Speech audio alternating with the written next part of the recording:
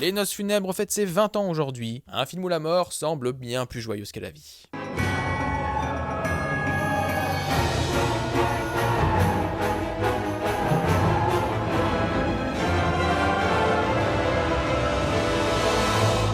Eh bah dites-moi, ça fait un petit moment qu'on n'avait pas eu d'épisode Rewind. Ah, j'ai eu quelques petits soucis en cette rentrée de septembre qui m'ont empêché de faire ce que j'avais envie de faire. Mais tout va bien, on reprend tranquillement du service, avec notamment aujourd'hui Les Noces funèbres, l'histoire de Victor, un jeune homme quelque peu nerveux, sur le point d'épouser Victoria. En répétant ses vœux dans la forêt, il se retrouve sans le vouloir marié à Emily, une mystérieuse femme décédée qui l'entraîne dans le royaume des morts. Un royaume qui s'avère beaucoup plus coloré et joyeux que sa véritable existence.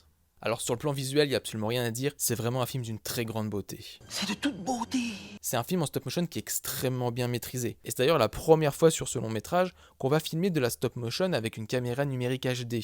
Ce qui apporte des textures extrêmement fines, des expressions faciales d'une précision absolument folle et un jeu de lumière absolument à tomber. Cette inversion brillante de faire de la mort un endroit extrêmement coloré, extrêmement chaleureux, là où la vie est très grise, très figée, très froide. Tout ça est appuyé par un jeu de lumière qui est vraiment fascinant à regarder. Et évidemment, cette approche macabre typique de Tim Burton, associée à la musique de Danny Elfman, ça apporte cette touche de théâtre macabre, romantique, baroque qui est absolument savoureuse. Peut-être bien d'ailleurs le dernier banger de ce duo. Tout ça réuni fait des Noces funèbres un petit opéra gothique qui est vraiment plaisant à regarder.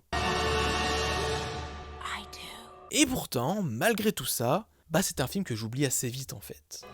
Parce que pour moi, il me manque une vraie profondeur émotionnelle. Je trouve que sur le plan scénaristique, le film est un peu trop sur la retenue, un peu trop sage. Alors oui, il y a rien à dire, c'est beau, c'est poétique, mais je trouve que ça reste un peu trop à distance. Et si je venais à le comparer avec L'étrange Noël de Monsieur Jack, alors oui, je sais, c'est un film d'Henry Selick et pas de Tim Burton, il n'empêche que Burton y a quand même grandement contribué et que ces deux films qui sont exactement dans la même veine, et je trouve que L'étrange Noël de Monsieur Jack, il a cette énergie brute, presque punk. C'est vraiment une œuvre qui n'est pas frileuse d'aller au bout de ses idées, au bout de sa folie, au bout de ses ambitions. Là où pour moi, Les Noces funèbres est un petit peu trop sur la retenue. C'est vraiment un univers qui est propice à la folie, à la mise en place des idées les plus farfelues, et au final, je trouve ça un peu trop timide pour être véritablement prenant.